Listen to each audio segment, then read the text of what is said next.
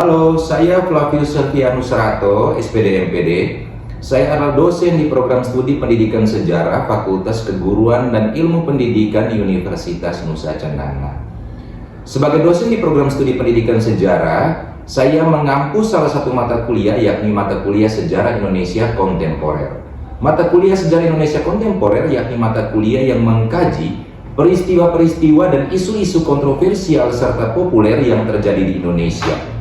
Peristiwa-peristiwa kontemporer tentu saja mempengaruhi tatanan kehidupan dan dinamika kehidupan berbangsa dan bernegara.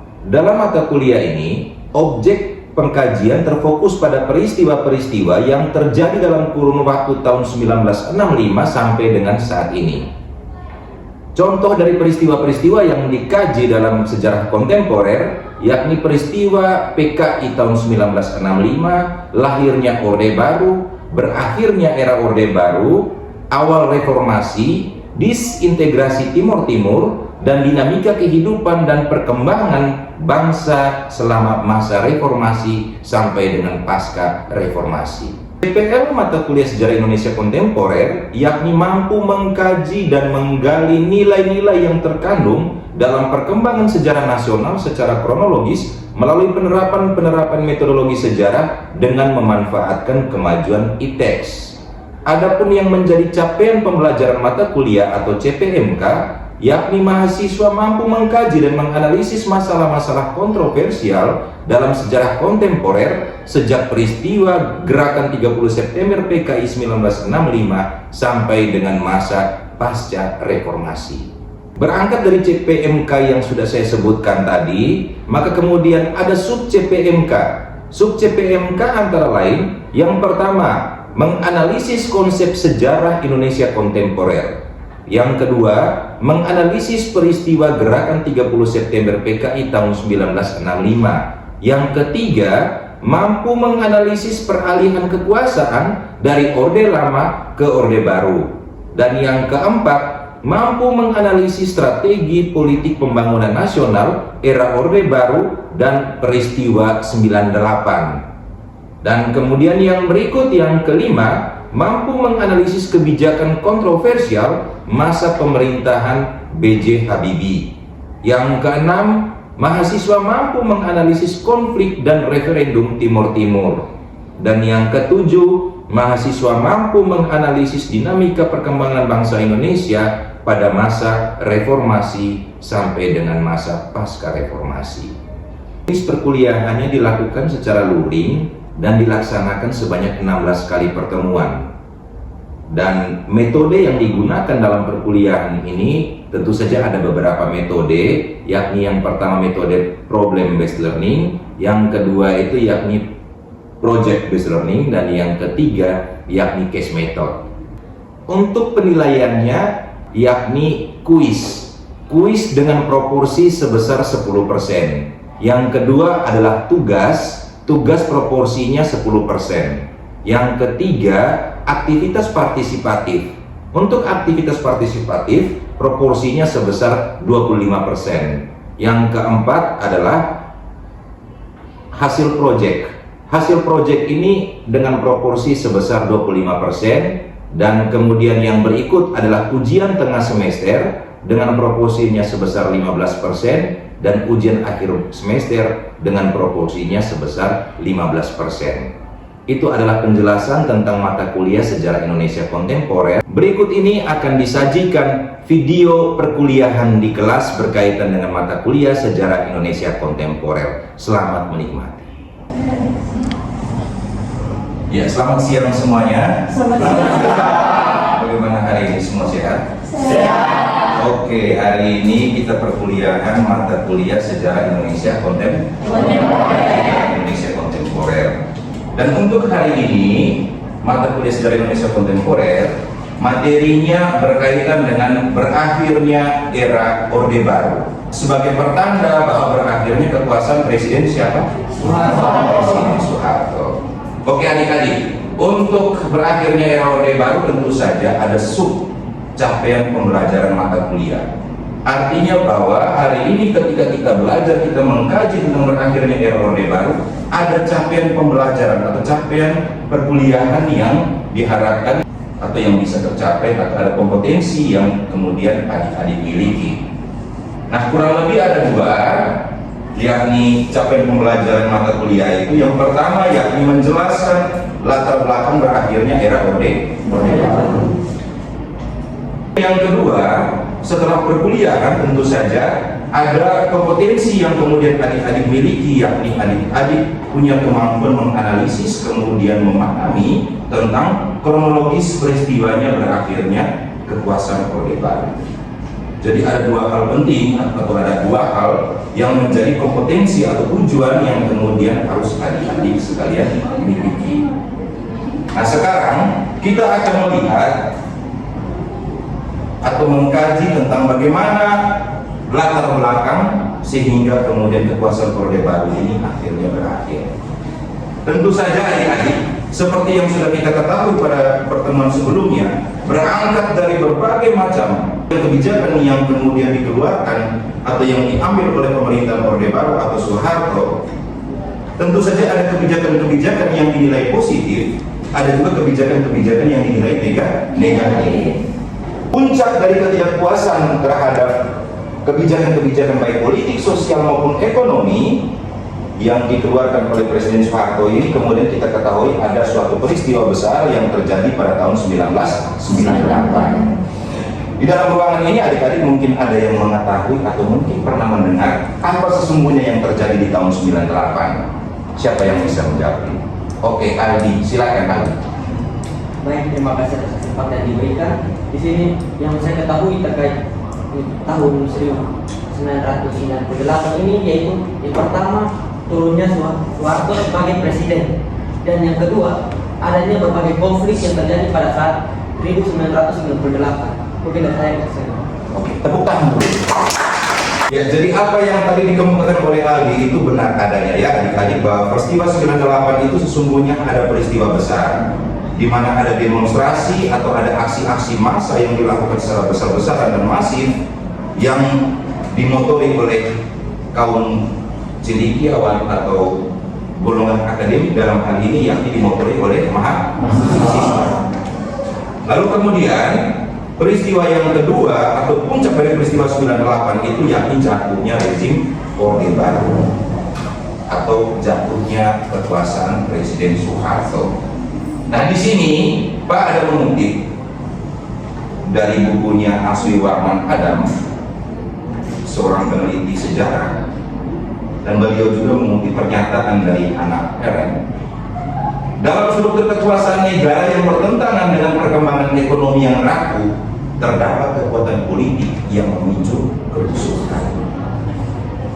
Nah, dari pernyataan ini adik-adik, bahwa sesungguhnya apa yang terjadi dalam perkembangan kehidupan berbangsa dan bernegara, selalu saja ada kekuatan-kekuatan politik yang kemudian ada kecenderungan menciptakan apa? Kerusuhan.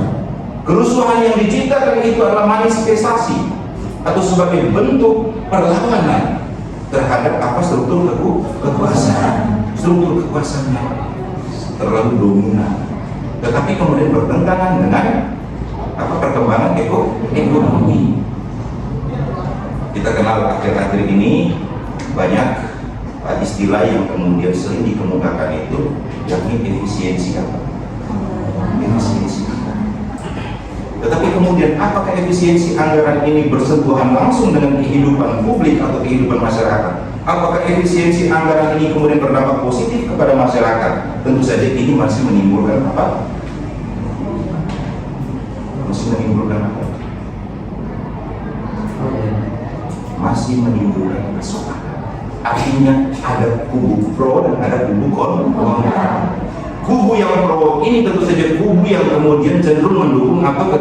Kekuasaan. Kubu yang kontra tentu saja kubu yang kemudian beranggapan bahwa kebijakan yang dibuat oleh kekuasaan atau kebijakan yang dibuat oleh penguasa tidak sejalan dengan apa yang dirasakan oleh masyarakat. Maka kubu yang tidak sejalan dengan apa yang menjadi konsep dari pemerintah ini kemudian ada kecenderungan menciptakan suatu kekuatan politik yang kemudian berimbas pada apa? Kerusuhan. Nah, ini ditemukan oleh Hannah Arendt. Sehingga kemudian kita melihat di bawahnya bahwa sesungguhnya selalu terbuka skenario untuk siapapun menciptakan kerusuhan sebagai manifestasi perlawanan terhadap struktur kekuasaan yang dominan. Sementara tingkat kesejahteraan dan tingkat kemakmuran rakyatnya memprihatinkan. Nah, hal ini yang terjadi ketika masa Orde Baru, khususnya di akhir-akhir masa Orde Baru itu. Bahwa begitu banyak kebijakan-kebijakan politik, begitu banyak kebijakan-kebijakan ekonomi yang dikemukakan atau yang dikeluarkan oleh pemerintah, tetapi kemudian oleh sebagian orang beranggapan bahwa tidak sejalan dengan kesejahteraan rakyat. Nah, yang menjadi pemicu peristiwa 98 itu yakni adanya apa? Krisis ekonomi, atau yang kita kenal dengan apa? Istilah krisis moneter.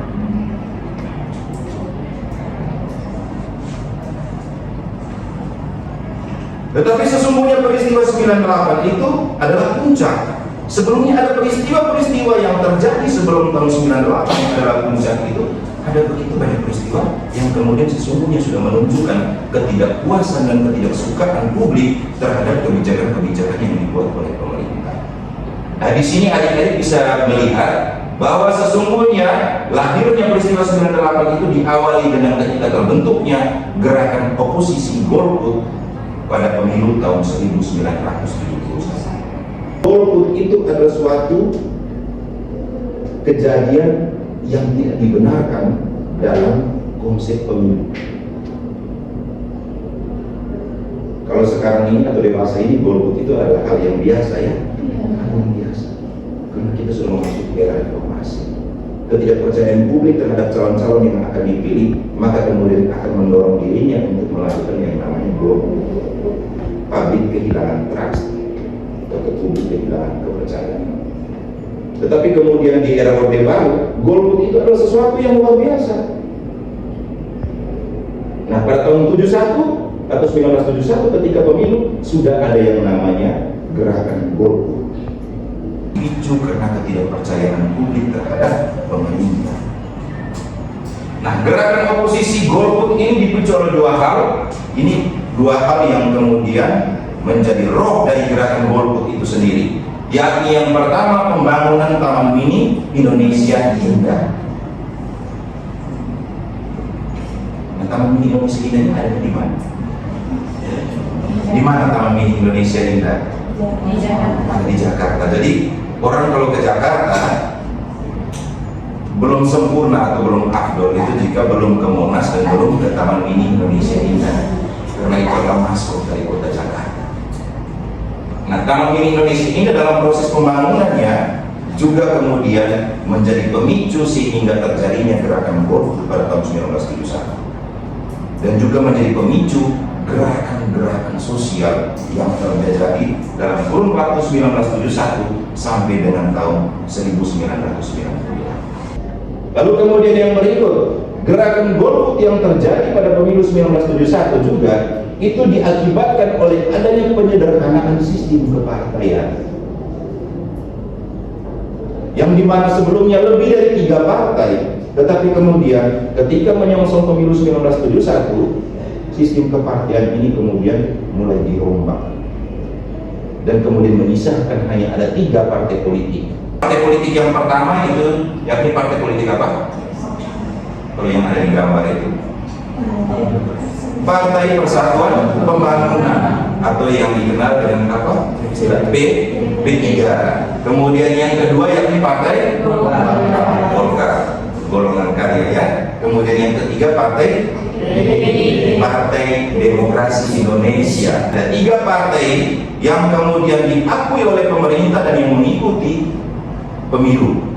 Dan ini kemudian penyederhanaan sistem kepartaian inilah yang menjadi pemicu sehingga timbulnya gerakan-gerakan sosial, khususnya golput pada pemilu 1971. Tetapi kemudian menjadi pemicu dalam gerakan-gerakan ikutannya, yakni ada petisi 28 Oktober, ada peristiwa Malali 1974, kemudian ada peristiwa perpecahan dalam kubu PDI atau Partai Demokrasi Indonesia. Kemudian dalam perpecahan itu melahirkan satu partai besar yang sampai hari ini masih eksis, yakni Partai Demokrasi Indonesia Perjuangan, atau yang kita kenal dengan apa? Istilah PDIP.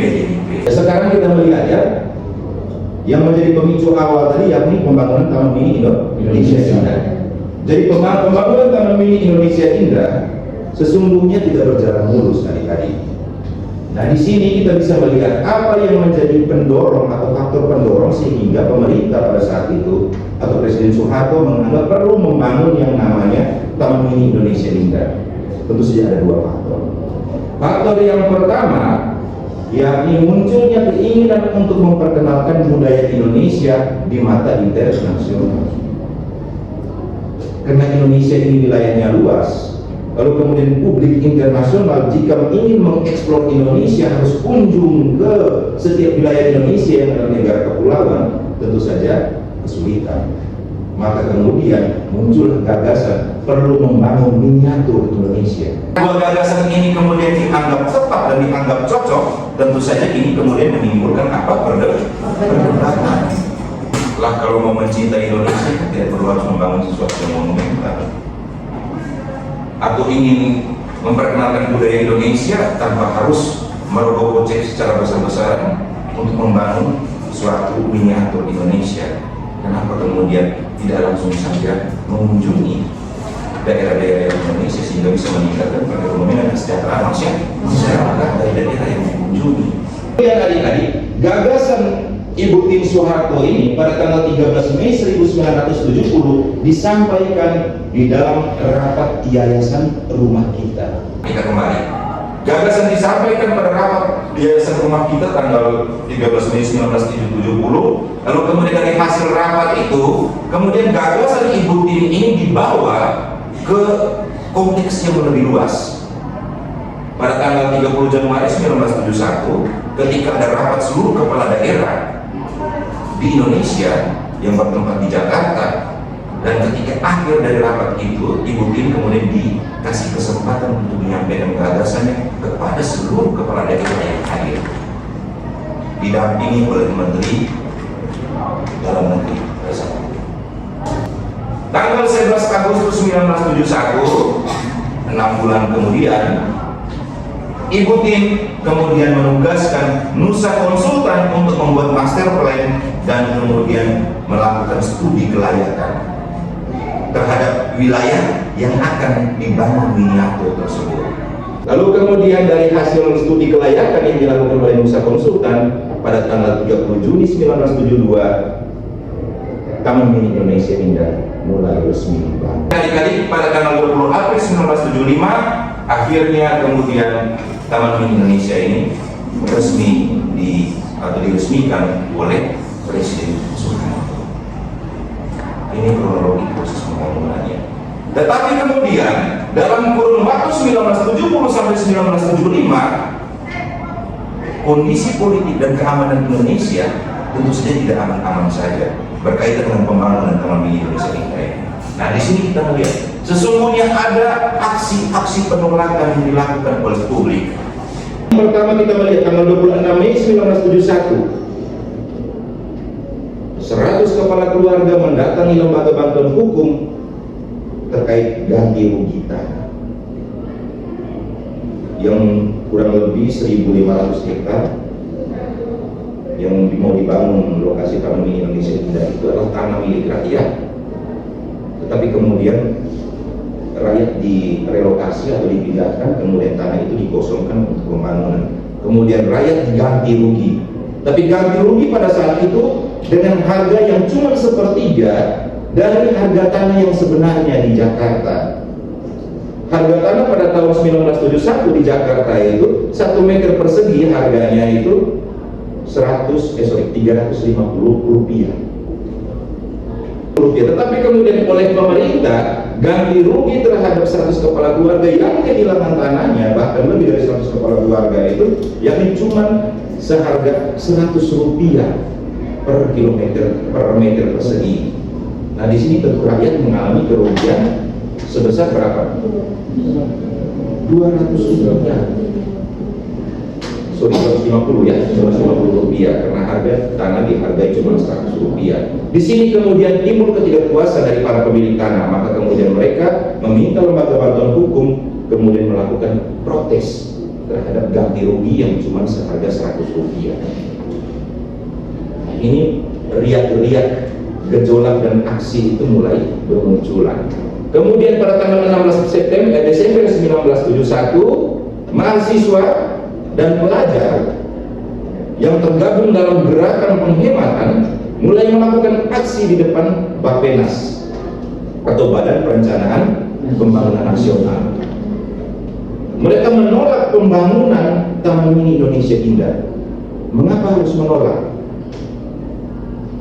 Karena bagi mereka bahwa pembangunan Taman Mini Indonesia Indah tidak membawa dampak bagi kesejahteraan rakyat Indonesia secara keseluruhan. Karena Indonesia itu luas. Lalu kemudian anggaran untuk pembangunan Taman Mini Indonesia Indah yang sangat besar dan fantastis tentu saja dianggap lebih penting jika itu untuk pembangunan kesejahteraan masyarakat.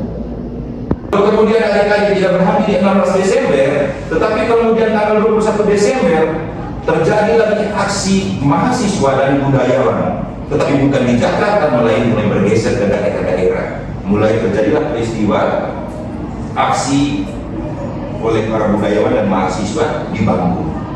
Dan aksi itu mereka mengeluarkan yang namanya petisi. Petisi penghentian terhadap pembangunan Taman Mini Indonesia Indah. Dan kemudian tidak hanya berhenti di situ, 23 Desember 1971, beberapa anggota aksi gerakan penyelamatan uang negara. Ada lagi gerakan penyelamatan uang negara. Ketika mereka melakukan aksi di depan sekretariat Yayasan Harapan, apa tadi? Yayasan Rumah Kita ya, di depan Yayasan Rumah Kita.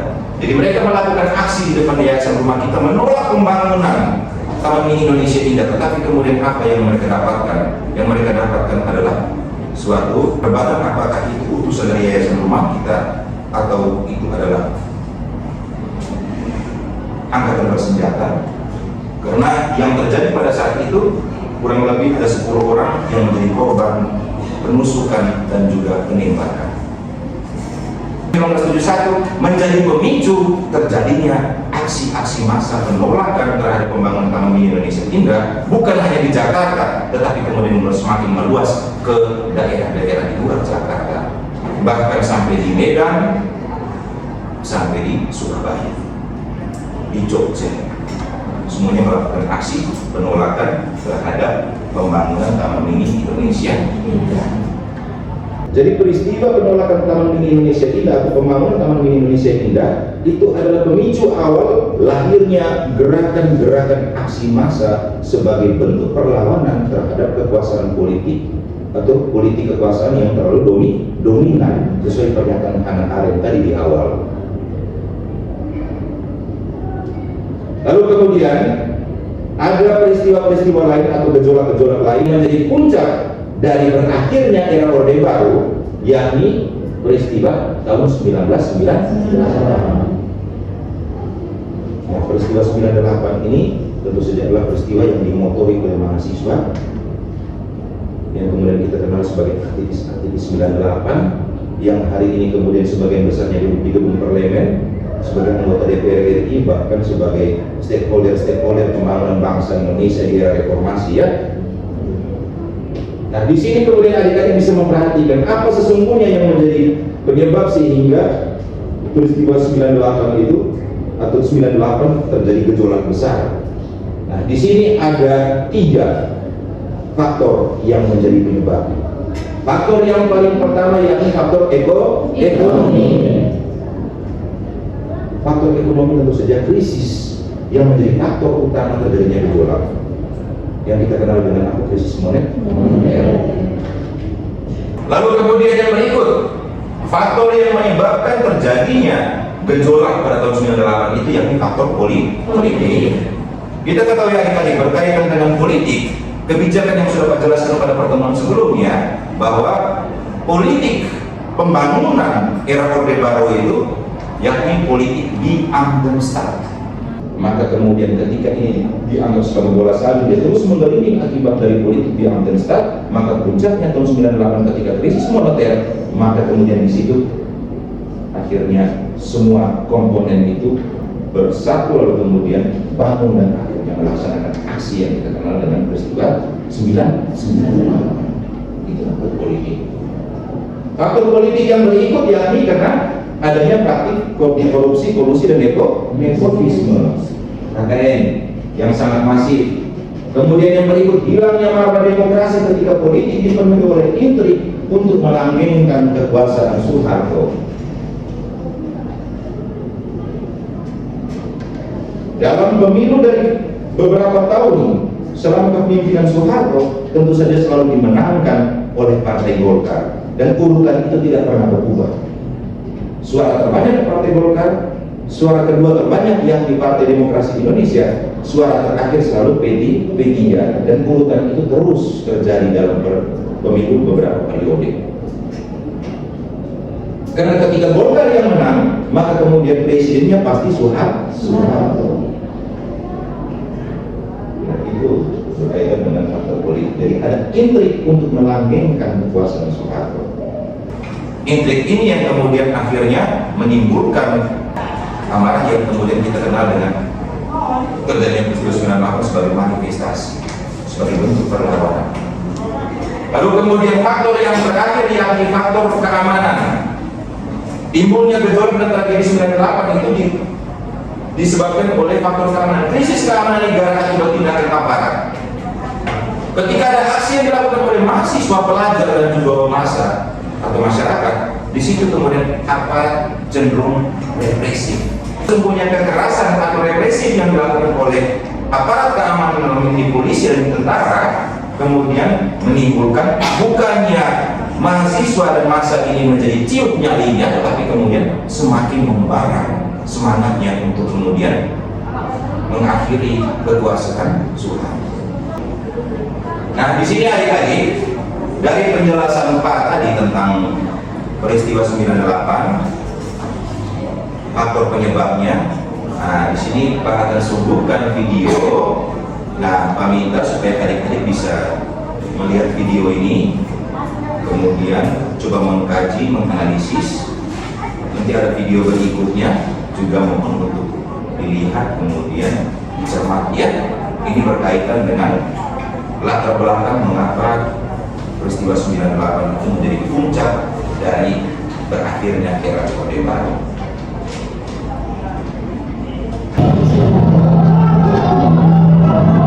Berita tewasnya mahasiswa tak ada menjadi pemantik kemarahan demonstrasi semakin besar.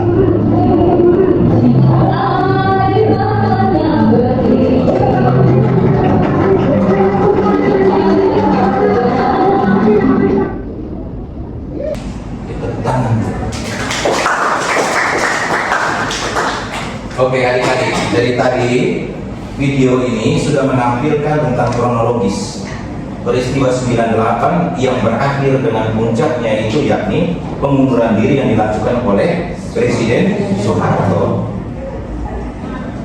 Kapan pengunduran diri yang dilakukan oleh Presiden Soeharto? Tanggal berapa? Tanggal berapa? 21 Mei 1998 menjadi puncak atau tonggak sejarah berakhirnya era Orde Baru. Kemudian menjadi tonggak sejarah awal lahirnya yang dinamakan era reformasi. Dan hari ini kita hidup di era pasca reformasi. Dengan mata kuliah yang sudah kita ikuti hari ini, yakni mata kuliah sejarah Indonesia kontemporer dengan materi berakhirnya kekuasaan Presiden Soeharto, menjadi modal, menjadi bekal untuk adik-adik sekalian agar harus tentu memiliki semangat berjuang, karena sesungguhnya perjalanan bangsa ini bergantung pada perkembangan kehidupan dan juga bergantung pada semangat juang generasi muda. Dan maka berakhir pula perkuliahan sejarah Indonesia kontemporer pada kali ini dengan materi berakhirnya era Orde Baru. Selamat siang untuk kita sekalian. Selamat siang.